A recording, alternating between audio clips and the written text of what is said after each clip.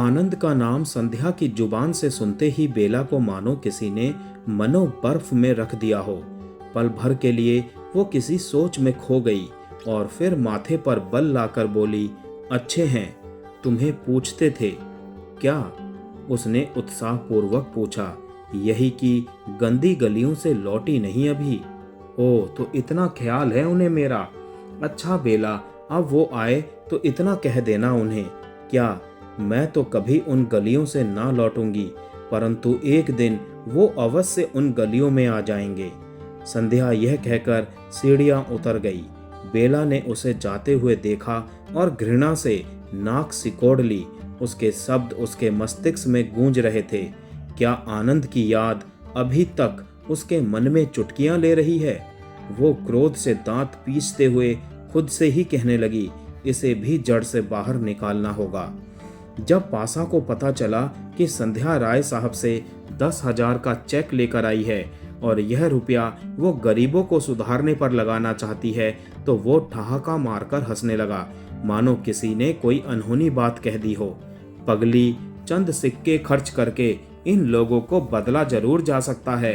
इनकी जीर्ण दशा को खाने और वस्त्रों से ढका जा सकता है, किंतु इनके जाग उठने के बाद जानती हो क्या होगा? क्या? ये लोग जीवन में लंबी लंबी सांसें लेने लगेंगे। खुले वातावरण में आने से यह संसार का विस्तार नापने की इच्छा करेंगे और इच्छा और कामना के संसार में डूबने लगेंगे। फिर जानती हो, ये लोग अपना नाम मात्र का सुख चैन भी खो बैठेंगे। रुपए के प्रति उनका मोह बढ़ता जाएगा। रुपया रुपया रुपया, जिससे ये अपनी जागृत इच्छाओं की पूर्ति कर सकें। आप ठीक कहते हैं, किंतु आपके और मेरे सोचने में बड़ा अंतर है। वो कैसे? मैं उनका शरीर नहीं, बल्कि उनकी आत्मा जगाने वाली हूँ। नन्हे पासा मुस्कुराकर चुप हो गया। संध्या के दृढ़ निश्चय से उसे विश्वास था कि वो अवश्य उन लोगों के जीवन में कोई परिवर्तन लाना चाहती है, किंतु वह स्वयं विचारों के सामने झुकना नहीं चाहता था। अब सराय वासियों को एक स्थान पर एकत्र करके संध्या ने अपना काम शुरू कर दिया। उसने ऐसे आदमी अलग कर दिए जो निश्चय के दृढ़ और काम करने योग्य थे। वृद्ध और बीमार आदमियों को उसने सराय में ही रहने दिया। नन्हे पासा सबको संध्या के संकेत पर चलता देखकर मुस्कुरा रहा था। यह संध्या की दृढ़ता थी कि उसने अपनी बातों से सभी को एक कर दिया। उसके स्थान पर कोई और व्यक्ति होता तो वो इकट्ठे नहीं होते। उस समय आनंद ने सराय में प्रवेश किया और चुपचाप उसी झमघट के पास आकर रुक गया। जब उसने संध्या को इन गंदे लोगों के साथ बैठे ताश खेलते देखा तो क्रोध से तमतमा उठा। भीड़ से निकलता हुआ वह बिल्कुल संध्या के सामने जा खड़ा हुआ। जब बड़ी देर तक संध्या ने ऊपर नहीं देखा तो वो जोर से चिल्लाया, संध्या! संध्या अपना नाम सुनकर चौंक उठी। दृष्टि उठाकर उसने जमघट में खड़े आनंद को देखा और स्थिर रह गई, जैसे किसी ने उसके शरीर से बिजली का तार छुआ दिया हो। आनंद ने अंग्रेजी में उससे कहा कि वो अलग में कुछ कहना चाहता है। क्या आप कह सकते हैं? उसने असावधानी से उत्तर दिया, परंतु इनके सामने?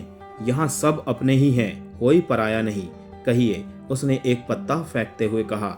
बड़ी विचित्र बात है, इन सबके सामने मुझे अपमानित करना चाहती हो। अपनी प्रतिष्ठा का कुछ तो विचार किया होता। मेरी प्रतिष्ठा तो गई, अब मैं इन्हीं का एक अंग हूँ। जो कुछ आप चाहें कह सकते हैं, मुझे कुछ नहीं कहना तुमसे। उसने जेब से एक लिफाफा निकालकर उसके आगे फेंका और लंबे डग भरता हुआ बाहर निकल गया। वो आनंद की ओर से ब्याह का निमंत्रण पत्र था। संध्या को उदास और चुप देखकर किसी ने कोई प्रश्न नहीं किया। वहां से हटकर सब अपने अपने स्थान पर चले आए और वो स्वयं किसी विचार में खोई धीरे धीरे कदम उठाती चबूतरे की ओर चली गई। संध्या ने देखा कि उस जमघट से दूर द्वार के समीप वाले स्तंभ का सहारा लिए एक आवारा युवक अकेला बैठा ताश के पत्तों से खेल रहा था, जो किसी कुटुंब का एक सदस्य था। संध्या कुछ सोचकर धीरे धीरे चलती हुई उसके सामने आ खड़ी हुई। ये क्या हो रहा है मिस्टर? ओ आप! उसने आंख उठाकर संध्या को देखा, जिसके मुख पर आज क्रोध और गंभीरता के बदले सहानुभूति और प्यार झलक रहा था। क्या अकेले भी ताश खेली जाती है? उसने नम्रता से पूछा। कभी कभी जब मन और मस्तिष्क अलग अलग हो जाते हैं।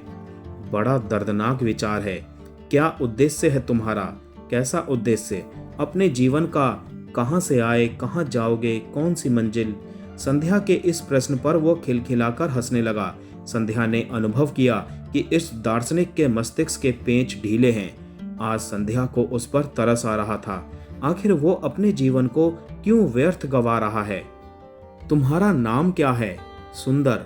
सुंदर? बहुत सुंदर। तुम सराय में कैसे आए? भाग्य खींच लाया। वो संध्या के पास बैठता हुआ बोला। इसमें भाग्य का क्या दोष? तुम आए तो अपनी ही इच्छा से हो।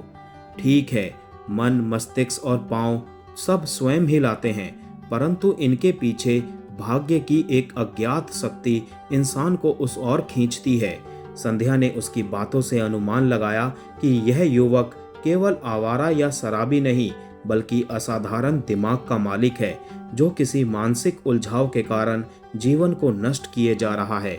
उसे उसकी बातों से यह भी पता चला कि वो बीए पास है और एक ऊंचे अमीर घराने का इकलौता दीपक है, जो किसी झगड़े और हट के कारण घर बार छोड़कर आया है और वापस ना लौटने की सौगंध खा रखी है। उसकी बातों से स्पष्ट था कि वो छल और कपट से घृणा करता है और सच बोलता है। तुम्हें एक सहारे की आवश्यकता है। कहाँ? वो शांति किसके पास है जिसकी मुझे खोज है? शराब की बोतल में। यह आप कह रही हैं? सुंदर फीकी हंसी हंसते हुए बोला। हाँ, मैं कह रही हूँ, और ठीक कह रही हूँ। जब तुम्हारी रगों में लहू के स्थान पर इस तेजाब का संचालन होने लगेगा और तुम्हारा हृदय जलकर काला पत्थर हो जाएगा, तब तुम्हें चैन और सुख मिल जाएगा। तुम मृत्यु में सुख खोज रहे हो। मृत्यु का शब्द सुनते ही सुंदर कांप सा गया, जैसे संध्या ने उसे स्वप्न से जगाकर कठोर वास्तविकता का दृश्य दिखा दिया हो। वो आश्चर्य में खड़ा निरुत्तर सा उसे देखने लगा। डर क्यों गए? मृत्यु इतनी भयानक लगती है तो जीवन से प्यार करो।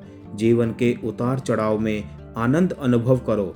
मेरी भांति मैं स्त्री होते हुए भी जमाने से टक्कर ले रही हूँ और तुम पुरुष होकर घबरा गए।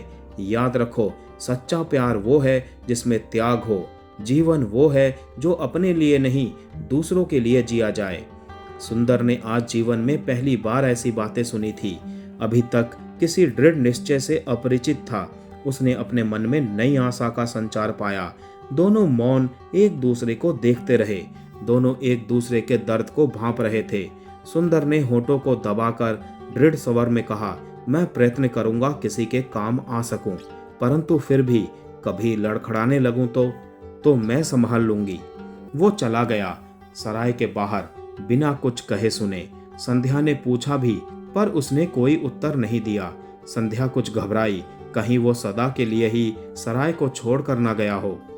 रात अधिक हो गई और सब अपने अपने स्थान पर नींद में खो गए। संध्या की दृष्टि अभी सराय के बाहर वाले द्वार पर लगी थी। नन्हे पासा सोने के लिए कहकर भीतर चले गए, परंतु संध्या ने सुनी अनसुनी कर दी। जब माँ काम से निपट कर आई तो संध्या बोली, माँ, सुंदर अभी तक वहां नहीं आया।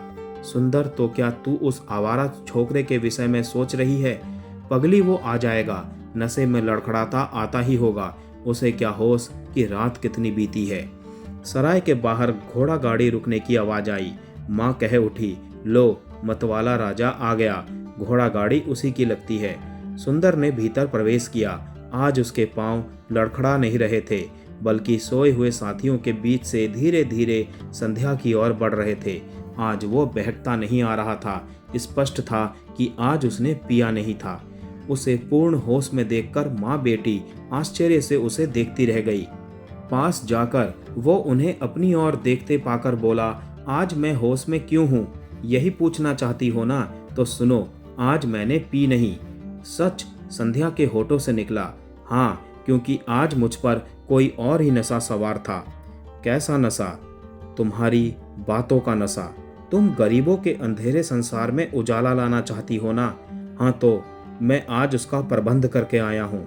यह कहते हुए उसने जेब से नोटों का बंडल निकाला और उसके सामने रख दिया। माँ बेटी दोनों कभी नोटों और कभी सुंदर की ओर देखने लगी। पूरे 5,000 हैं, सुंदर बोला। माँ ने कहा कि काम आरंभ होने के पश्चात और दूंगी। ओ, तो घर वालों से बन गई, माँ से, पिताजी से नहीं। मैं अपनी ओर से भरसक प्रयत्न करूंगा कि जल्दी ही हम अपने उद्देश्य में सफल हो जाएं। मुझे तुमसे यही आशा है। सुंदर आज बहुत प्रसन्न था। आज उसने शराब नहीं पी थी, फिर भी वो किसी अज्ञात नशे में डूबा सा था। घोर अंधेरे में हाथ पांव मारते हुए उसकी एक किरण ने उसे मंजिल का मार्ग दिखा दिया था।